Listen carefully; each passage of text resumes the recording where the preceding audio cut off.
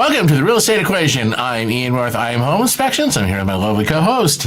I'm Liz Buchman with Guild Mortgage. All right, Liz, I've had a lot of feedback on the videos we've shot, and a lot of people have said, hey, I like the videos, I like the programs you're talking about. You got me pumped up to maybe buy my first house, but I don't even know where to start. And they asked me where to start. So, Liz, where should someone start? That's a really great question. You can start with a realtor, but they're going to tell you the same thing. Contact a lender. So the lender, hi, I'm with Guild Mortgage. We're a direct lender. There's a lot of different types of lenders. You have indirect, direct, I got brokers. So the best thing to do is contact a lender. And they're going to guide you through the process.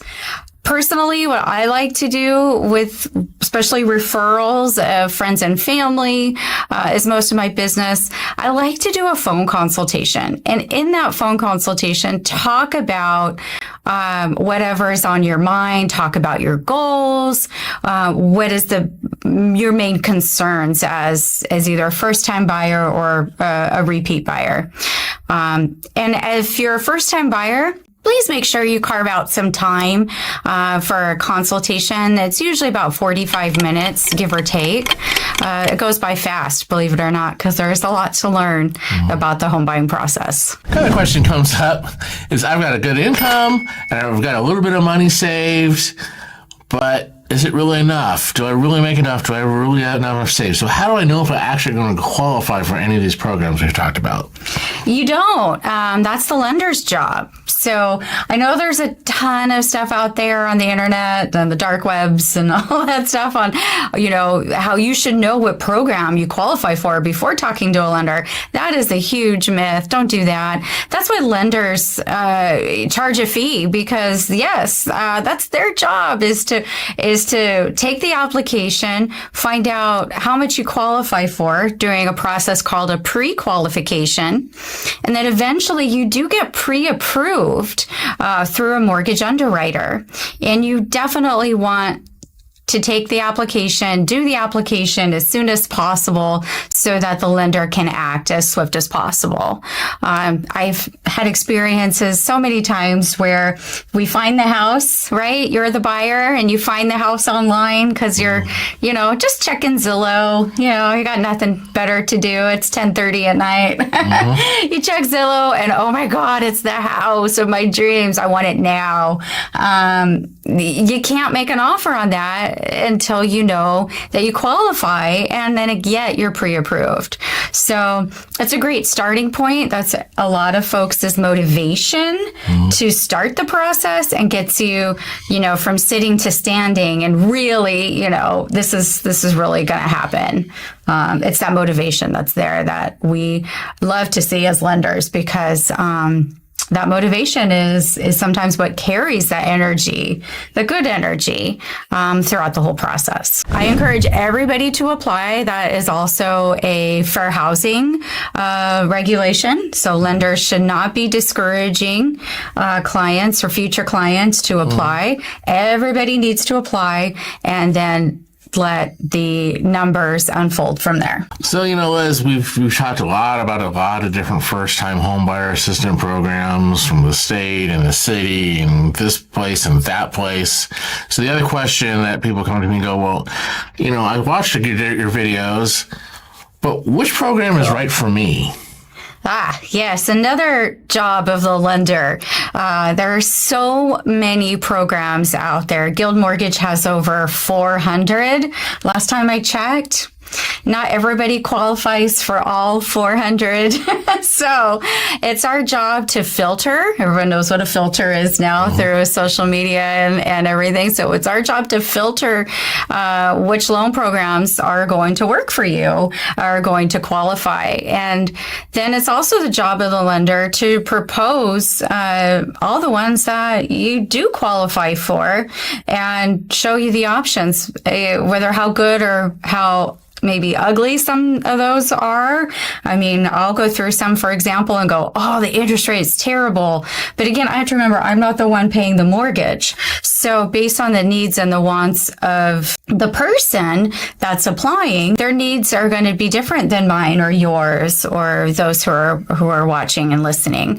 So it's also the job of the lender to identify the needs of the client. So listen, find out if they are looking for a specific budget on monthly payment, if they have a specific amount of money that they want to put in. Their savings may show a different number, but they only want to use, half of that. So it's asking those hard questions, as well as having all the answers to fully grasp what the outcome is going to be. So again, that goes all the way back to, applying and why the application is so important. And that allows the lenders to do their jobs. You said 400 programs. 400 programs. Last time I checked, it might be $399. I was just thinking we've done about a lot. We've done maybe half a dozen episodes on mortgage programs, so we have over 300 maybe 390 topics to go cover. We got a lot of content to hang out. And keep in mind, programs also vary state to state. So this is California that we're sitting in right now in the beautiful city of Woodland Hills. So different cities, different counties, different states carry different loan programs. And it's also, looking at loan limit and down payment assistance on first-time home buyers. So there's a lot that goes into it, which is why filtering is really a key word to use. Everybody gets that. All right, so the next question is, assuming we qualify for one of these programs and we're going to get some down payment assistance one way or another through one of these 400 programs, still, how much down payment are we really going to need to sort of even get our toe in the door of this process?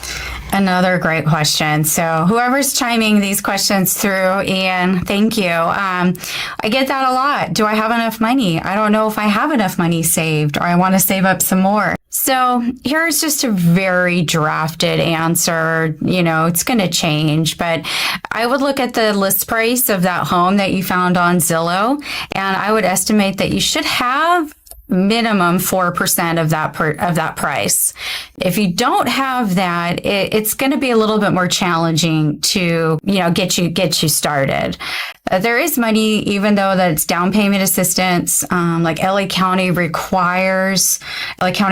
requires their buyers to put 1% of their own funds into as their personal investment. There's programs such as that will go down to 1%. But here's the thing, the realtors that are listening in, you all have to negotiate how much of a earnest money deposit your buyers need. And usually in LA County, we're looking at a 3% on average. Sometimes it's a little bit lower.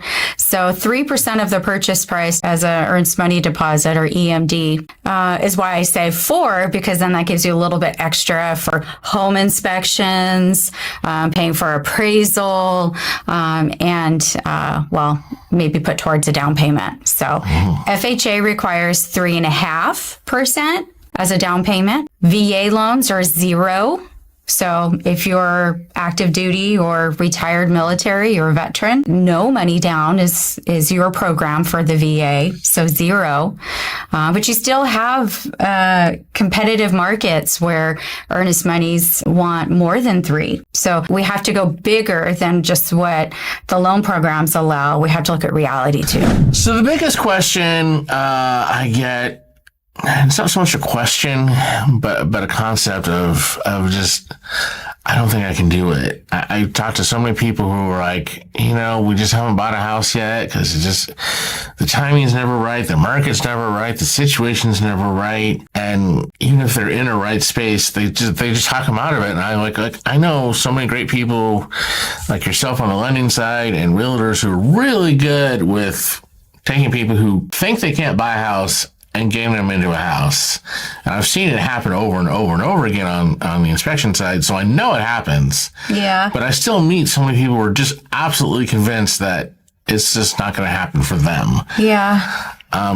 So how do we get over some of this self-doubt? Well, self-doubt is tough. It usually takes some big change, whether it's finding that dream home online on Zillow. I use the word Zillow, realtor.com. Let's go with realtor.com. It's finding that visualization of going from rent versus buying. And this is my new life now, in this home, that this is my home.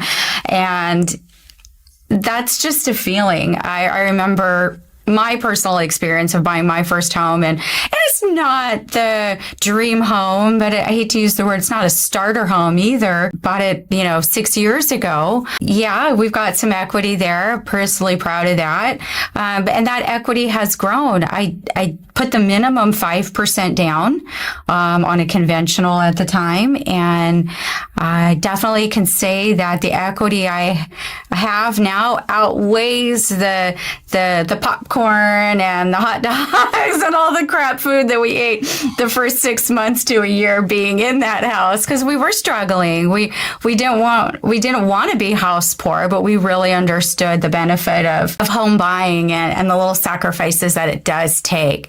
And eventually we got to a point, my husband and I got to a point where, we weren't struggling anymore. And sometimes a refinance helps with that. Being able to achieve a lower interest rate and a lower payment gives you that little bit of relief. Also, the world changed in the last 5 years too. So we were lucky enough to have that. We weren't expecting that. So COVID and all the refi boom and, being able to capture, being super, super busy. But it's that there's no right answer to that. Self-doubt is fear and reluctance. And sometimes you just got to have that leap of faith that this is going to be better for you in the long run. I could definitely show you numbers. Mm-hmm. We've got rent versus buy calculations of how much money you're going to save over, let's say, a 10-year period. And let me just tell you, obviously, over a 10-year period, owning your own home is going to be a bigger investment than any rent that you've paid to your landlord. But, some people I know, they that $30,000 in the bank or $40,000 in the bank is everything. They don't want to put that into the down payment of a house. They want to hold it. And so showing them the investment, the ROI, the return on investment of that $40,000 and how it's going to do more as a purchase on a down payment than it would be sitting in the bank account. So sometimes it's the numbers. I think it really comes down to looking at the long term versus the short term. I think a lot of people get caught up in the very short term. Well, my rent is this. Yeah. And if I buy a house, the mortgage is going to be this. And that's a very tough number. And it's still a tough number. I've been in this house 18 years, and it's still a tough number to come up with every month. And by the way, we didn't eat hot dogs. I don't know why I said that. But we did eat very, very frugally. No, that is definitely part of it. It was when we first got our very first house. I had a good job working in a mortgage company, but I didn't go out to eat lunch. I brought a brown paper bag lunch every day because we were putting that money towards the mortgage. But over the long term, then you build equity. Mm-hmm. And then, the other aspect is the government wants you to buy a house. Do they? You get amazing tax breaks. Yes, you do.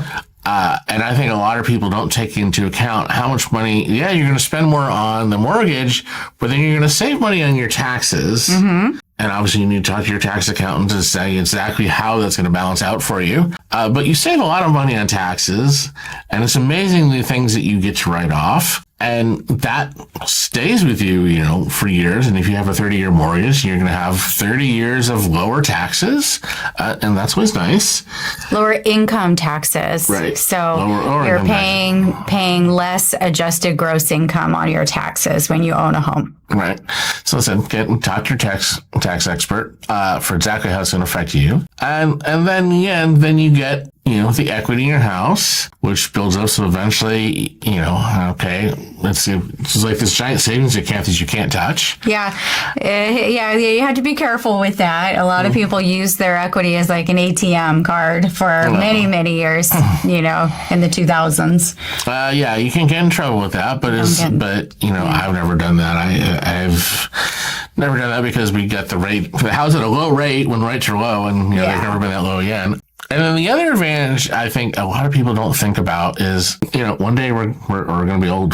Yes. And one day that house payment is going to go away because we're going to hit the end of the 30-year mortgage, and we're not going to have a house payment anymore, as opposed to continuing to pay rent forever. And then the even better part is if you get into some trouble in your senior years, you can get a reverse mortgage.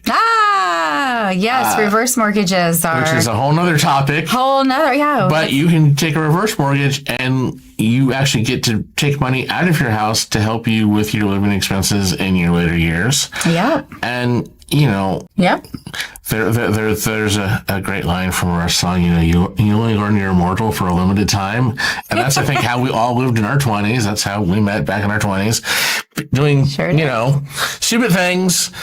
Not really thinking about the future, and then one day you're like, whoa, the future's coming, and owning a home is a great way to prepare for your future. And on the month to month, it can be tough, and there's some months where, it's a struggle to pay the mortgage, but it also motivates you. It does. You put the big adult pants on, right?